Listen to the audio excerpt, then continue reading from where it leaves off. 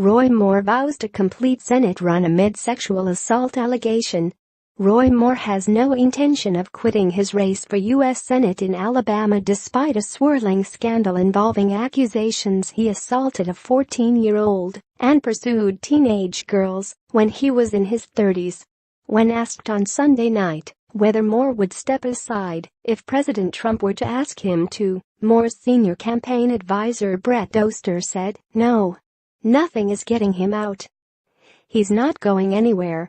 Moore campaign officials say they are convinced a Washington Post story that made the allegations public is a political hit job, and that forthcoming information Moore has been alluding to will show this was leaked by political opponents, and that the reporting was an overly aggressive attempt by the Washington Post to create a fictional story, said Doster.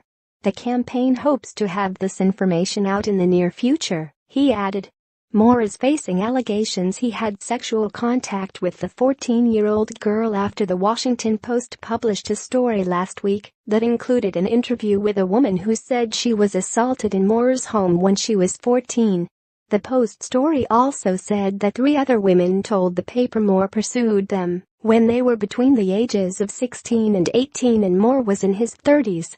The Post says its account of Moore's encounters with young women is based on interviews with more than 30 people who said they knew Moore between 1977 and 1982, and tells ABC News that the story did not originate with Democrats or Moore's political opponents.